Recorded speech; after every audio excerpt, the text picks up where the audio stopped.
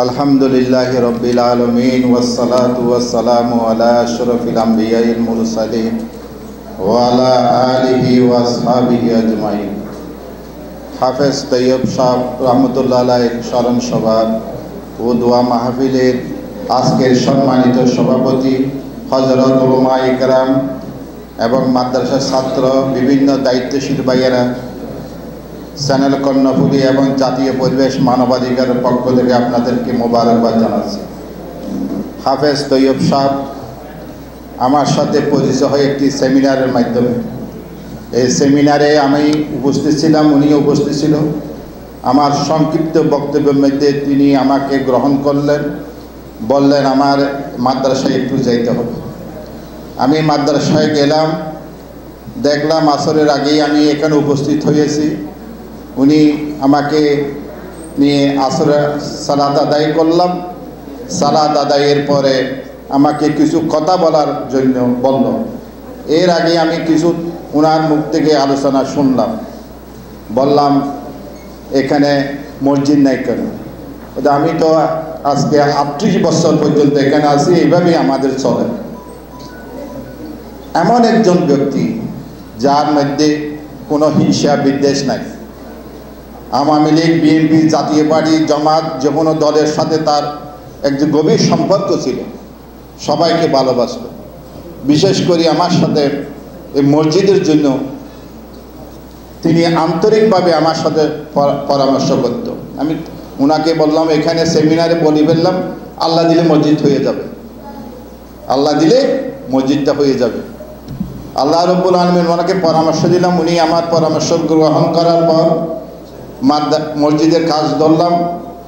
এখানে জায়গাটা ভালো ছিল না, 80 ফুট গভীরে ফায়ারিং করতে হয়েছে বিদায় এখানে 1 কোটি টাকার কাছে চলে গিয়েছে। আমাদের পরিকল্পনাটা একেবারে নষ্ট হওয়ার পথে। আল্লাহ রাব্বুল আলামিন মসজিদকে আল্লাহ কবুল করছে বিদায় এখানে কিভাবে হয়েছে আল্লাহ রাব্বুল আলামিন ছাড়া কেউ জানে না। ওনার উপর নির্মমভাবে বিভিন্ন দিক থেকে অত্যাচার, নিপীড়ন, নির্যাতন, বিভিন্ন অপবাদ দিতে থাকলো।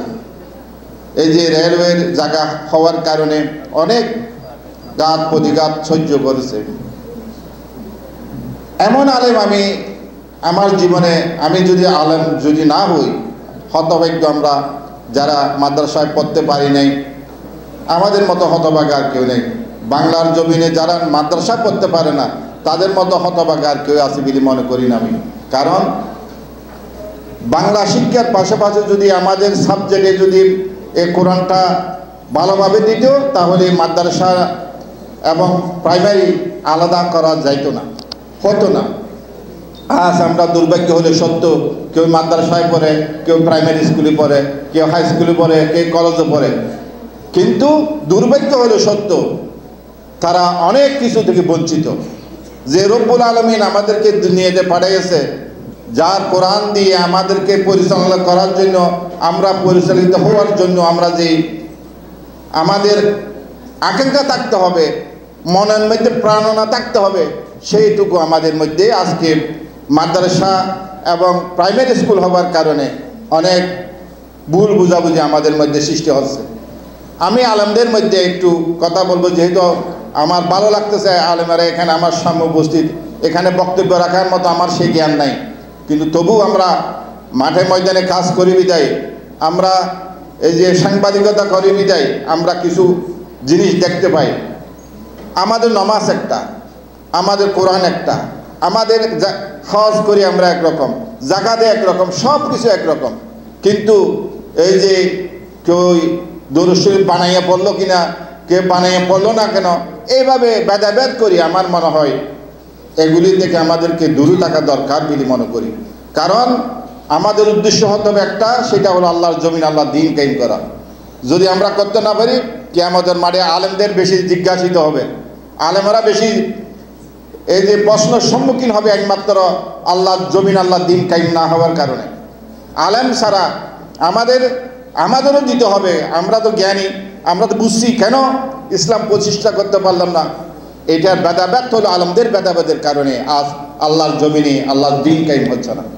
তাই আমি অনুরোধ করব, এই যে মাদ্রাসাটা, সেগুন বাগান মাদ্রাসা এই যে জালালাবাদ মাদ্রাসা মহসিনবাদ হুজুর যে কাজগুলি করে গেছে, আমাদের একজন মুরব্বী এখানে প্রয়োজন আছে বলে আমি মনে করি। যেহেতু উনি আমার সাথে আলেম না হলেও ওনার যে জীবনন্দী যে জিনিসগুলি, যে কথাগুলি আমাকে শেয়ার করত, আমার সাথে আলোচনা করত, আমি ওনাকে পরামর্শ দিতাম। যদিও আমি মাদ্রাসায় পড়ি নেই, কিন্তু বাস্তব ক্ষেত্রে চলার ক্ষেত্রে আমাদের কিছু অভিজ্ঞতা অর্জন করছি, যার জন্য আমার সাথে পরামর্শ করত। হুজুর যা যা বলতাম, হুজুর অনেক কথাগুলি আমার শুনতো। আমি একদিন হুজুর দেখলাম যে মোবাইলে বটম মোবাইল, হুজুর বটম তো শিখতে পারতেছে না, আমি পকেট থেকে মোবাইল কিনলাম। এই মোবাইলের টাকাও তো উনি মাদ্রাসার কাজ মধ্যে ব্যয় করেছে।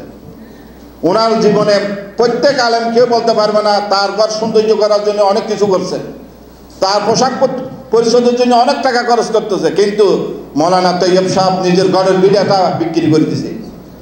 উনি বলতো আমার কাছে একটা খবরের জায়গাও নাই, আমি বিক্রি করে দিচ্ছি মাদ্রাসার জন্য। এরকম আলেম আমরা কোথায় পাবো? এরকম ত্যাগ স্বীকার খেয়ে করবে, যে ত্যাগ স্বীকার করে তাই সম্মানিত হয়। আলেমদের মধ্যে আমি দেখছি আমাদের শাহ আব্দুল জব্বার সাহেব, উনি আমাকে খুব ভালোবাসত, যদিও আমি আলেম না, কিন্তু উনি বলতো যে মাওলানা যদি টাকার পিছু দূরে, তাহলে সেই আলেম কোনোদিন সাকসেসফুল হতে পারবে না। টাকার পিছু আলেমদেরকে টাকা ঢুকিয়ে দিবে মানুষে, যদি সত্যকারের আলেম হইতে পারে, টাকার পিছু দূরেও না। আমি সেই দেখছি এস আলমে বোদা ঢুকিয়ে দিই, তারপর এখানে বড় বড় যে পয়সা কোটিপতিরা ওনার হাতের ভিতরে টাকা ঢুকিয়ে দিই। কিন্তু কেন? আল্লাহ সম্মানিত করেছে, দুনিয়াতেও আখেরাতেও তাদেরকে সম্মানিত করেছে।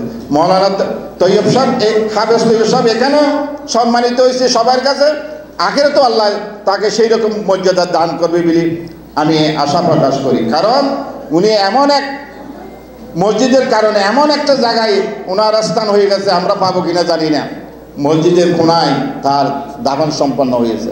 তাহলে এর থেকে সুযোগ্য আর কে হইতে পারে, যে ব্যক্তি মাদ্রাসার জন্য মসজিদের জন্য জীবনটা উৎসর্গ করলো আর চির নিদ্রায় শায়িত রইল। তাহলে এত সৌভাগ্য ব্যক্তি আর কে হইতে পারে? আল্লাহ আমরা দুনিয়া করে ফারান দিয়ে ফেলতেছি, কিন্তু দুনিয়ায় আমাদেরকে থাকতে দিবে না, আমরা কেউ থাকতে পারবো না। আখিরাতের জন্য আমরা কি করলাম সেটা আমাদের প্রশ্নের সম্মুখীন হতে হবে।